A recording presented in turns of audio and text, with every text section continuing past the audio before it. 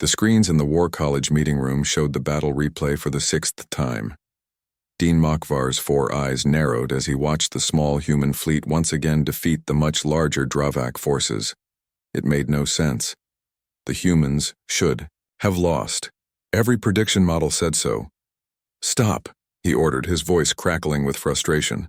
The holographic display froze, showing the moment when 3 small human ships broke formation to attack from seemingly random vectors.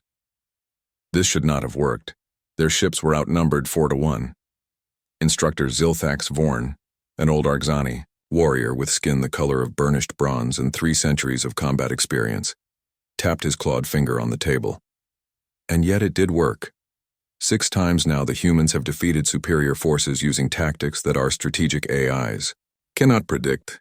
The 12 members of the War College Council shifted uncomfortably in their seats. The Galactic Confederation War College on Nexus Prime had been training military officers for over 800 years. Its methods were tested.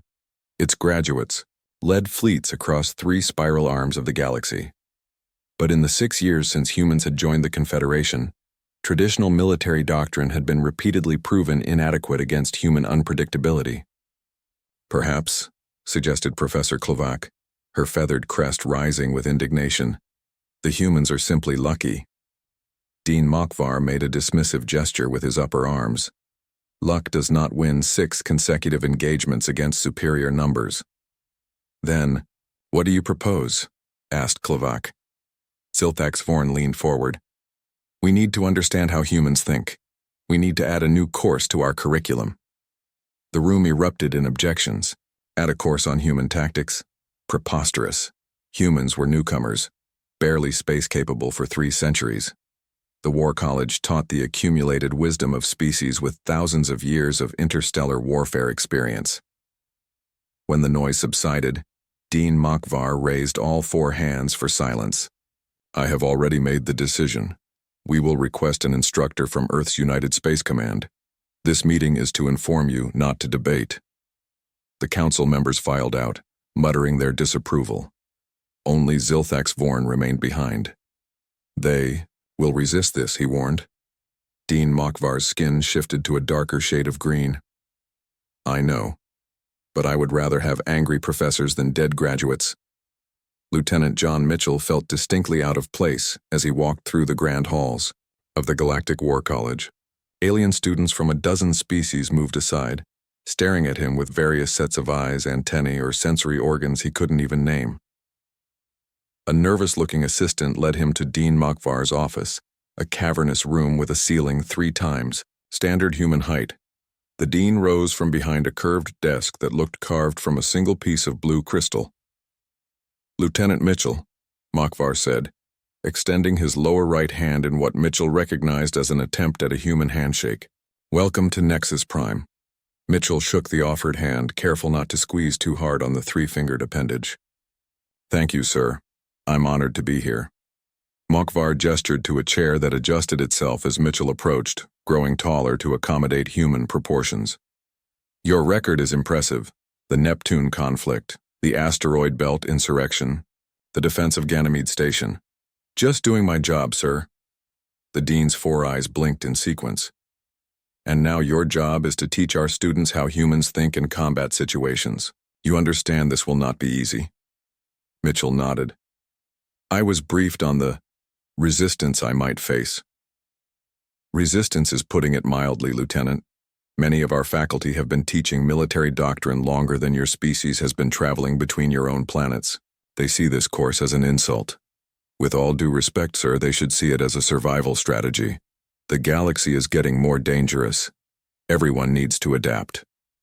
A sound emerged from Makvar that Mitchell's translator rendered as something between a laugh and a sigh. "You begin tomorrow, Lieutenant. Your classroom is in the East Wing. I've assigned 20 students to your course." "Only 20? In a school of thousands?" "It's a start. I suggest you make the most of it." The classroom felt empty with just 20 students scattered among seats designed for 50. Mitchell looked at the faces before him. Well, not all had faces as humans would understand them. Some had clusters of sensory organs, others had eye stalks or breathing apparatuses where a human nose would be. "Good morning," he began, I'm Lieutenant John Mitchell, United Space Command, Earth. Welcome to Understanding Human Unpredictability. No one responded. A few students shifted in their seats. Let's start with a simple exercise. Mitchell pulled out a small bag. In here are 20 identical coins. Each has two sides. He showed them the coin. Heads, he said, pointing to the side with a human profile. And tails. He flipped it to show the other side. I'm going to give each of you one coin. He walked around, placing a coin on each desk. The students looked at them with varying degrees of confusion. Now, Mitchell continued, when I say go, each of you will choose whether to show heads or tails. Your goal is to match what you think the majority will choose. If most of you pick heads, then heads wins. If most pick tails, then tails wins. Ready? Go. The students turned their coins. Mitchell counted. 12 tails, 8 heads. Tails wins. Student with pale blue skin and large liquid eyes raised a tentacle-like arm. Instructor, what is the purpose of this exercise? There is no strategy here. Actually, there is. You each made assumptions about what others would do. Some of you tried to predict the group's behavior. This is game theory, understanding strategic interactions. Another student, this one resembling a large insect, clicked its mandibles. But this is not warfare. This proves nothing. Mitchell smiled. Let's try again. Same rules, but now before you choose. I'll tell you that in human groups, heads is chosen approximately 80% of the time on the first try. He gave them a moment to consider. Ready? Go.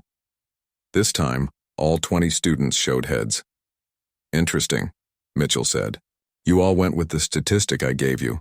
But if you were trying to win by being in the majority, you succeeded. If you were trying to outsmart your opponents, you failed because you were predictable. A low murmur ran through the class. Student with iridescent scales raised a clawed hand. But in real combat, we have strategic AIs to calculate optimal moves. And yet, Mitchell replied, humans keep winning against those AIs. Why? Because we sometimes make suboptimal choices deliberately. We introduce randomness. We bluff. From the back of the room, a small voice spoke up. Like walking into danger? To make enemies think there is a trap? Mitchell looked at the speaker, a slender being with purple skin and large dark eyes. According to his roster, this was Cadet Prixel from the Teleusian Empire. Exactly, Cadet Priel. Sometimes the most powerful move is the one no logical opponent would expect. Mitchell picked up a neural projector from his desk. For our next exercise, we're going to play a game called poker. It will teach you about bluffing, reading opponents, and calculated risk-taking. As he began explaining the rules, he noticed Professor Clavak standing at the classroom door. Her feathered crest fully extended in what Mitchell had learned was a sign of extreme displeasure. She watched for a few minutes, then stalked away. Mitchell continued with his lesson, but he knew the real battle was just beginning. Teaching aliens to think like humans would be hard enough. Convincing their teachers that human thinking had value might be the real challenge. In the back row, Cadet Prixel leaned forward, listening intently as Mitchell explained the concept of a poker face. Unlike his classmates, Prixel wasn't dismissive. He was fascinated. Humans were strange, illogical, and dangerous, which made them perfect teachers for surviving a dangerous galaxy. Word of the strange human class spread quickly through the War College. By the end of the first week, Lieutenant Mitchell's classroom had become something of a spectacle. Senior instructors would walk by to peer inside, their faces showing mixtures of curiosity and disgust. Professor Clavak had taken to standing in the back of the room during lessons, her feathered crest constantly twitching in disapproval. Today she finally spoke up as Mitchell explained the concept of bluffing to his students. This is absurd, she interrupted, her translator giving her voice a metallic edge. You are teaching future military commanders to lie. Mitchell turned to face her, keeping his expression neutral. I'm teaching them to use deception as a tactical tool, Professor. Something your enemies will certainly do. The Teleusian Military Academy has produced commanders for 12,000 years without resorting to such primitive methods, she said, her crest fully extended now. From his seat, Cadet Priel flinched slightly at the mention of his home empire. As a Toulousian, he had been raised on the strict military doctrine of his people, precise, mathematical, and entirely predictable to anyone who understood their principles. "With respect, Professor," Mitchell replied, "those 12,000 years were spent fighting enemies who think like you do. Humans don't." Klavak's eyes narrowed to slits. "Then perhaps a demonstration is in order, Lieutenant. A proper test of your methods against traditional doctrine." The classroom went silent. Mitchell knew a challenge when he heard one. "Name the terms, Professor." "The main simulation chamber, 2 days from now. You may select 5 students from your class. I will command a force according to traditional Galactic War College principles. We shall see which approach prevails." Without waiting for a response, she turned and swept from the room, her ceremonial cape billowing behind her. Mitchell turned back to his stunned class. "Well, that just happened. Anyone want to volunteer for the demonstration team?" To his surprise, Cadet Prixel's hand was the first to rise. The next morning, Mitchell arrived at his classroom to find a human woman waiting outside. She wore the dark blue uniform of United Space Command, with the rank insignia of a major. "Lieutenant Mitchell," she said, extending her hand. "Major Samantha Wells. I've been sent to observe your progress here." Mitchell shook her hand. "Observe or evaluate?" She smiled thinly. "Both. Word has reached Earth about your upcoming demonstration against Professor Klavak. Some people at command are concerned. That I'll lose? That you'll win. In the wrong way." She lowered her voice. "The Galactic Confederation is still getting used to humans, Lieutenant. We don't want to create the impression that we're disruptive." Mitchell laughed. "But we are disruptive. That's the whole point of my class. Just be aware that there are diplomatic considerations at play." She glanced at her wrist device. "I'll be sitting in on your class today." Inside, Mitchell found his students already waiting, including the 5 who had volunteered for the demonstration team: Cadet Preixel, an insectoid Zith named Takkavel, a gaseous nubulite contained in a pressure suit, and 2 reptilian Sarkas. "Today," Mitchell announced, "we're going to play a game called Capture the Flag." He spent the morning explaining the rules and the concept of territory control with limited resources.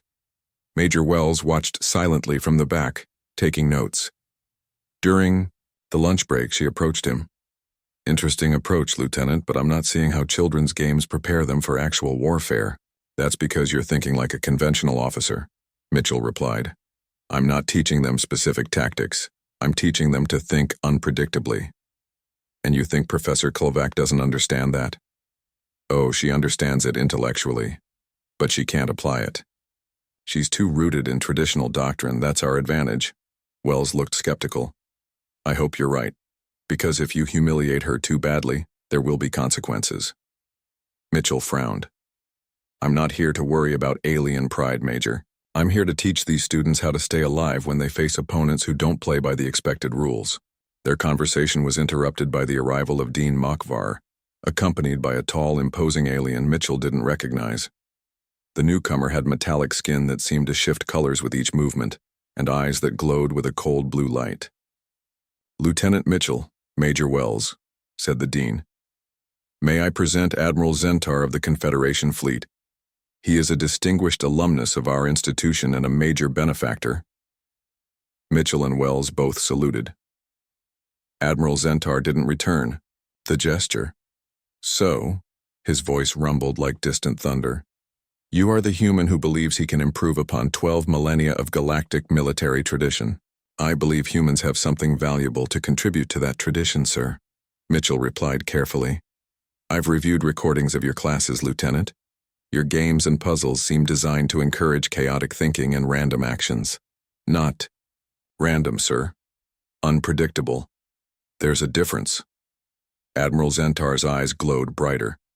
"I have commanded fleets in 17 major conflicts. I have never seen any value in unpredictability over sound tactical doctrine." "Then how do you explain the recent human victories against the Dravak?"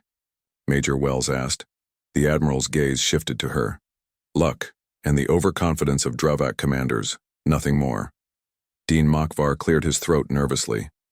Admiral Zentar has expressed concerns about the new direction of our curriculum. Concerns? The Admiral's voice grew colder. I have informed the Dean that if this experiment continues, I will be forced to reconsider my annual contribution to the War College. Mitchell felt his face grow hot, but before he could respond, a voice spoke from the doorway. With respect, Admiral, perhaps you should wait to see the results of tomorrow's demonstration before making such a decision. Everyone turned to see Cadet Prixel standing at attention in the doorway. For a Telusian to speak to an admiral without being addressed first was almost unheard of. Admiral Zentar looked at the cadet with surprise. You are Telusian. Your people are known for their disciplined tactics, not human chaos. Yes, sir, Prixel replied. And I believe there is value in both approaches. The admiral stared at Prixel for a long moment, then turned back to the Dean. Very well. I will observe tomorrow's demonstration. But I warn you, Dean Makvar, if this human nonsense continues to infect your institution, my support ends. After the Admiral and Dean departed, Mitchell looked at Cadet Prixel with new respect. That took courage. Prixel's large eyes blinked slowly. No, Lieutenant, it took unpredictability. That evening, Mitchell found Major Wells waiting outside his quarters. I've been thinking about tomorrow's demonstration, she said. Klovac will be expecting you to use unconventional tactics. Of course. So the truly unexpected move would be to use completely conventional tactics. Mitchell smiled. Now you're thinking like a human, but there's a problem with that approach. What's that? She's better at conventional tactics than I am. She's been teaching them for centuries. Wells nodded. Then what's your plan? Something she won't expect. Mitchell's smile widened. We're going to change the game. The simulation chamber was the pride of the Galactic War College, a massive dome with projection technology that could recreate any battlefield in perfect detail. Today, it was set to display a space combat scenario with two small fleets facing each other across an asteroid field. The viewing gallery was packed with faculty and students. Admiral Zentar sat in the center of the front row, flanked by Dean Makvar and other high-ranking officials. Major Wells stood near the back, arms crossed, watching everything carefully. Professor Klovac entered the control booth first, followed by her team of 10 senior cadets. They wore the standard neural interface crowns that would allow them to control their simulated ships with thought and voice commands. 5 minutes later, Lieutenant Mitchell arrived with his 5 volunteers. Besides Cadet Prixel, he had chosen 4 students who had been the most receptive to his unusual teaching methods. Lieutenant, Professor Klovac said, her voice carrying across the chamber. The rules are simple. 2 fleets, equal in power but different in composition. Your objective is to either destroy my command ship or force my fleet to retreat. I will attempt to do the same to you. Mitchell nodded. One small change, if you don't mind. I've brought a guest participant. The doors opened, and a human man in a captain's uniform entered. He was tall with a weathered face and a scar running along his jaw. This is Captain Eric Freeman, Mitchell said. He's here to observe his tactics in today's demonstration. Professor Klovac's feathered crest flattened in anger. This was not agreed upon. He is not a student. Neither are you, Mitchell pointed out. You said you would command according to traditional war college principles. I'm commanding according to human principles, which includes bringing in expert help when available. Dean Makvar stood up. I'll allow it. But Captain Freeman may only observe and advise, not directly control any ships. Klovac hissed in displeasure, but nodded stiffly. The teams took their positions in separate control booths. Mitchell gathered his students around a holographic display of their fleet. 1 medium cruiser, 2 light frigates, and 5 small interceptors. Professor Klovac has a heavy battleship, 3 cruisers, and 10 interceptors, he explained. She outnumbers and outguns us. Then how can we win? Asked one of the Sarka students, his scaled face showing concern. Captain Freeman spoke up. By making her play our game, not hers. The simulation began. The asteroid field separated the two fleets, creating a natural barrier with only 3 clear paths through. Professor Klovac deployed her forces in a classic formation: battleship in the center, cruisers forming a triangle around it, interceptors in a screening formation ahead. She's splitting her forces to cover all 3 paths, Cadet Prixel observed. A standard approach, Mitchell nodded. And what she expects is for us to either match her formation or try to concentrate our forces on one path for a breakthrough attack. What will we do instead? Asked the Nubulite student, its gaseous form swirling inside its containment suit. Something she won't expect, Mitchell said with a smile. We're going to hide. He directed their ships to power down and drift behind. Larger asteroids using the natural cover to mask their energy signatures. In the other control booth, Professor Klovac waited for the enemy to appear. When no ships came through any of the passages, she grew impatient. Forward scouts, advance and locate the enemy, she ordered. 4 interceptors moved into the asteroid field searching for Mitchell's fleet. Now, Mitchell said quietly. T. Cavil, take your interceptors and attack the scouts. Hit and run only. The insectoid cadet clicked in acknowledgement and sent his ships darting out from behind the asteroids. They fired quick bursts at the surprised scouts, destroying one before disappearing. Back into cover.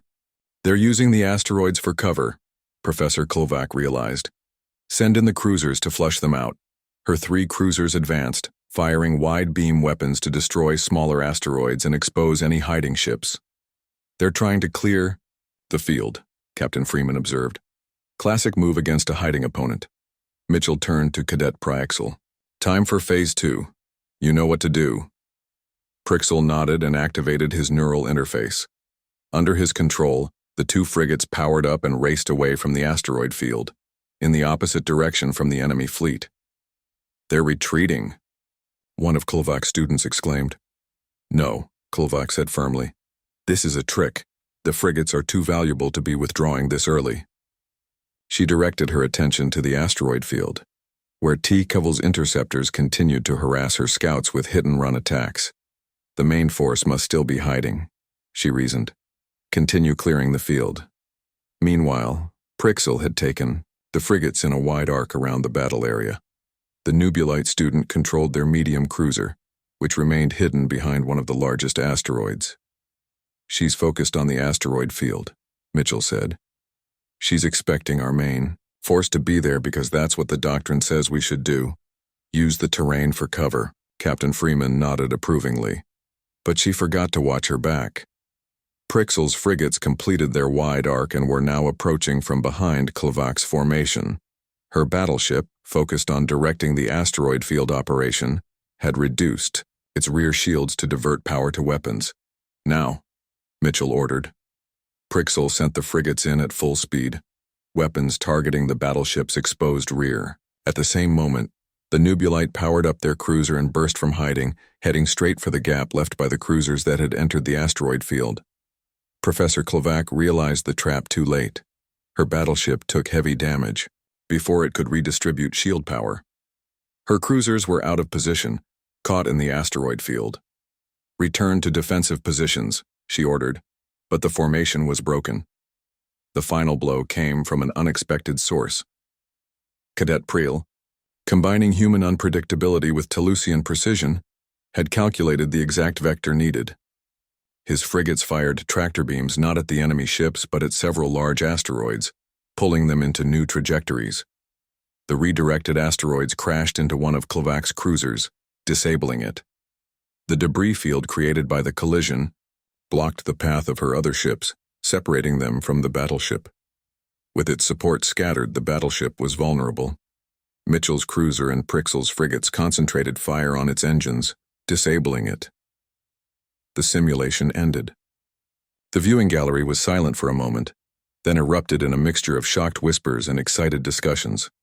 Professor Klovac removed her neural interface crown, her feathered crest flat against her head in defeat. This was not a fair test of military doctrine. You used tricks. I used unpredictability, Mitchell corrected her. And it worked. Admiral Zentar rose from his seat, his metallic face unreadable. An interesting demonstration, Lieutenant, but a real battle is not like a game. The stakes are higher. As if on cue, Dean Makvar's communication device chimed. He answered it, listened briefly, and his 4 eyes widened in alarm. An emergency broadcast from Confederation Command, he announced. Unknown hostile forces have attacked 3 outposts in the Outer Rim. All available War College staff and senior cadets are being called to active duty. The room fell silent. Admiral Zentar's eyes glowed brightly. It seems, Lieutenant Mitchell, that your methods will soon be tested in real combat. Captain Freeman exchanged a look with Mitchell and Major Wells. Careful what you wish for, Admiral. Outside the simulation chamber, Cadet Prexel approached Mitchell. Lieutenant, I request permission to continue studying human tactical methods. I believe they may be essential for what's coming. Mitchell placed a hand on the young Telusian's shoulder. It's not about human tactics versus alien tactics anymore, Cadet. It's about survival, and sometimes survival requires us to be unpredictable. The emergency deployment was swift and efficient. Within 24 hours, the War College staff and senior cadets boarded military transports bound for the Outer Rim.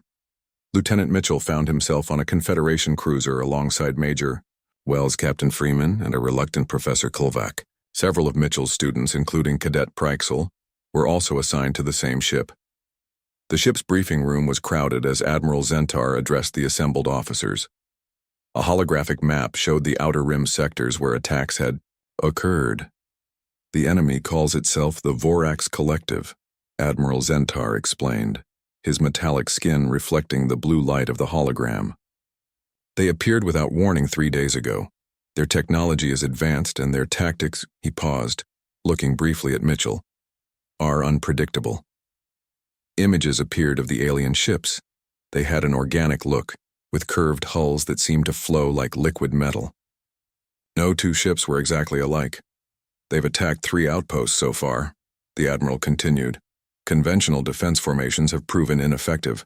We've lost 17 ships while destroying only 5 of theirs. What do they want? Major Wells asked. Unknown. They've made no demands, no communication attempts. They attack, destroy, and move on. Lieutenant Mitchell studied the battle footage. Their formations keep changing. No clear command structure that I can see. That's part of the problem, Admiral Zentar admitted. Our tactical AIs can't identify patterns in their movements. It's as if each ship acts independently, yet somehow coordinates with the others. Professor Kulvak's feathered crest twitched, in agitation. Like a swarm of insects. Or like humans. Mitchell finished for her. They're using unpredictability as a weapon. The Admiral's eyes glowed brightly. I've been authorized to form a special tactical group to counter this threat. Despite my reservations about your methods, Lieutenant, your experience may be valuable here.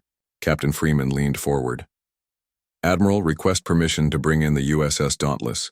She's in the sector with my tactical team aboard. Admiral Zentar hesitated, then nodded. Granted. We need every advantage. As the meeting broke up, Cadet Prexel approached Mitchell. Lieutenant, I've been studying the Vorax attack patterns. There's something familiar about them. What do you mean? They appear random, but there are subtle patterns. It reminds me of the games we played in your class. Like they're using a mix of unpredictability and hidden structure. Mitchell looked at the young Telusian with new respect. Show me. The Confederation response fleet gathered at Outpost Station 84, the likely next target of the Vorax Collective. 35 ships of various sizes formed a defensive perimeter around the station, with Admiral Zentar's flagship at the center. The USS Dauntless arrived, a sleek human frigate that looked small compared to the massive Confederation vessels. Captain Alan Rodriguez, an experienced human commander, transported over to join the tactical planning session. In the flagship's strategy room, Admiral Zentar laid out his plan. A layered defense with heavy ships in the center and faster vessels forming an outer screen. A standard formation, Professor Kulvak noted approvingly, tested and proven over centuries of warfare. Against conventional enemies, Mitchell pointed out. The Vorax don't fight conventionally. What would you suggest, Lieutenant? Admiral? Centaur asked, his tone suggesting he expected little of value. Mitchell looked at Cadet Prixel, who had spent the journey analyzing the Vorax attack patterns. Cadet, present your findings. Prixel stepped forward nervously, bringing up a holographic display of the previous Vorax attacks. The Vorax appear to attack randomly, but there's a pattern. They target ships that maintain static positions for more than 60 seconds. Their sensor systems seem designed to identify and exploit predictability. The room fell silent as tactical officers considered this observation. So your suggestion is? Admiral Zentar prompted. Mitchell answered. Constant movement. No ship stays in one position for more than a minute. Random course changes coordinated through a central command. Professor Klivak's crest rose in alarm. That would create chaos in our formation. Ships would be constantly at risk of collision. Not if we plan the unpredictability, Captain Rodriguez said, joining the conversation. The Dauntless uses a tactical system we call controlled chaos. Our ships follow seemingly random patterns that are actually pre-calculated to avoid collisions while maintaining effective firing solutions. Admiral Zentar's eyes narrowed. You want us to adopt human tactics against an enemy we barely understand? The risk is too great. Major Wells stepped forward. With respect, Admiral, conventional tactics have already failed against this enemy. The definition of insanity is doing the same thing repeatedly and expecting different results. A tense silence followed. Finally, Dean Mockvar, who had been quiet until now, spoke up. Admiral, I suggest a compromise. Divide our forces. The main fleet maintains traditional formations, while a smaller group under Lieutenant Mitchell and Captain Rodriguez tests this controlled chaos approach. The Admiral didn't look pleased, but he nodded reluctantly. Very well. Mitchell, you'll have 5 ships, including the Dauntless. The rest will follow standard doctrine. As they left the strategy room, Professor Klivak approached Mitchell. This is foolhardy, Lieutenant. You're risking lives on an untested theory. All tactical innovations were untested theories once, Mitchell replied. Even your precious doctrine started somewhere. The Vorax arrived exactly where Cadet Prixel had predicted. 17 organic-looking ships appeared from hyperspace, immediately spreading out in what looked like random directions.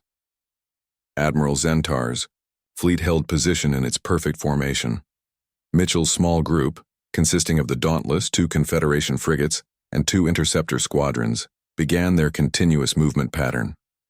Remember, Mitchell told his ship's commanders, no static positions, keep moving, keep them guessing. The Vorax attacked. As predicted, they targeted the ships in Zentar's static formation first, ignoring Mitchell's constantly moving vessels. 3 Confederation cruisers took heavy damage in the first exchange. Our shields are holding, Captain Rodriguez reported. From the Dauntless. They seem confused by our movement patterns. Mitchell watched as Cadet Prixel coordinated the interceptor squadrons, using his Teleucian precision combined with human unpredictability. The small fighters darted between asteroids, appeared briefly to fire, then vanished again. Admiral, Mitchell called over the command channel, the Vorax are targeting predictability. You need to break formation. For several long seconds, there was no response. Then, all ships, implement random movement protocol. I repeat, break formation and initiate continuous movement.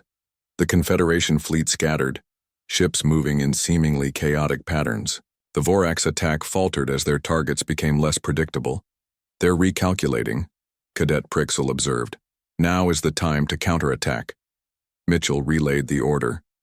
The scattered Confederation ships suddenly converged on different Vorax vessels attacking from multiple vectors simultaneously. 3 Vorax ships were destroyed in quick succession. The others began to retreat. They're pulling back, Admiral Zentar announced. Maintain pursuit. Wait, Mitchell said, studying the tactical display. This is too easy. They're leading us into something. As if on cue, a massive Vorax vessel emerged from hyperspace directly behind the Confederation fleet. Nearly 3 times the size of any ship they'd seen before, it immediately began launching smaller craft. It's a carrier, Captain Rodriguez realized. They wanted us to commit our forces so they could strike from behind. Admiral Zentar's flagship turned to engage the new threat, but it was caught in a crossfire between the carrier and the returning, smaller Vorax ships. "Admiral," Mitchell called. "Use our approach. Keep moving, unpredictable patterns." This time, Zentar didn't hesitate. "All ships, random evasion patterns. Do not maintain course for more than 30 seconds. The battle devolved into what appeared to be chaos. Ships darted in all directions, firing when they had clear shots, then changing course again. Watching from the tactical display, Professor Klavak shook her head in disbelief. "This isn't warfare. This is madness." "No," said Cadet Prixel, his eyes fixed on the display. "This is survival." 1 year later, the grand auditorium of the Galactic War College was filled to capacity. The graduation ceremony for the newest class of officers had drawn dignitaries from across the Confederation. Commander John Mitchell, recently promoted, sat on the stage alongside the faculty, including Professor Klavak, whose feathered crest now lay flat against her head in a posture of thoughtful calm rather than agitation. Dean Makvar approached the podium, his 4 eyes scanning the crowd. "Today marks a transformation," he began. "For 800 years, this institution has taught the art of war according to established doctrine. We believed we had perfected it. We were wrong." A murmur ran through the audience.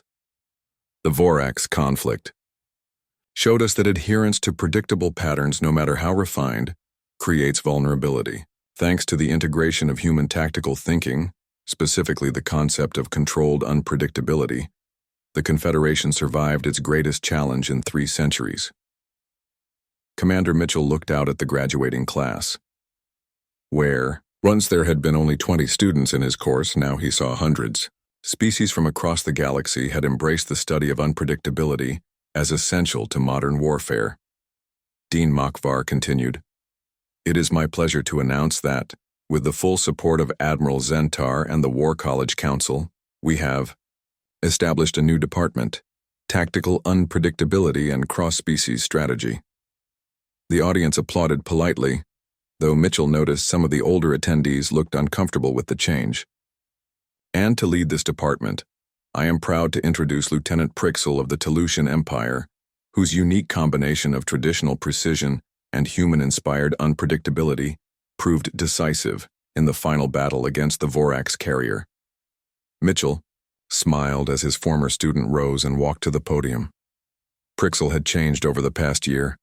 The once nervous cadet now moved with confidence. His large eyes, once filled with uncertainty, now showed determination and purpose. "Thank you, Dean Makvar," Prixel began. "When I first attended Commander Mitchell's class, I believed I was learning about humans. I was wrong. I was learning about survival." Mitchell caught Major Wells's eye in the front row. She nodded slightly, acknowledging how far they had come. "The greatest lesson," Prixel continued, "was not that human unpredictability is superior to traditional tactics. It was that the combination of both approaches creates something greater than either alone. Precision without flexibility is fragile. Unpredictability without structure is chaos. Together, they are unbeatable." Professor Klavak surprised everyone by standing and adding, "As the most senior tactical instructor at this institution, I formally endorse this new approach. My centuries of experience did not prepare me for the Vorax, but they did prepare me to recognize when it is time for doctrine to evolve." The ceremony continued with the presentation of commendations. Mitchell received the Confederation Star for his contributions during the conflict. Major Wells, now Colonel Wells, was recognized for her diplomatic work in helping alien commanders adapt to human tactical concepts. After the formal presentations, Dean Makvar introduced a special guest. "Captain Lisa Howard of Earth's United. Space Command has an announcement." A tall human woman in a crisp uniform stepped forward. "Thank you, Dean Makvar. I'm here today to announce the commissioning of a new vessel, the GCS Adaptation. She is the first ship designed specifically for the implementation of hybrid tactical doctrines, with a bridge and command structure built around the principles taught here at the War College. Holographic images appeared, showing a sleek ship, unlike any in the current Confederation fleet. Its design incorporated elements from multiple species' architectural styles. The adaptation will feature a mixed-species crew, Captain Howard continued, with officers trained in both traditional and unpredictable tactical approaches. Commander Mitchell has been offered command, should he choose to accept. Mitchell felt a surge of pride mixed with uncertainty. He had come to enjoy teaching, to watch minds open to new possibilities. As if reading his thoughts, Captain Howard added, "The ship will also serve as a training vessel, taking War College cadets on rotation to experience these principles in action." After the ceremony, Mitchell found himself surrounded by his original students from that first small class.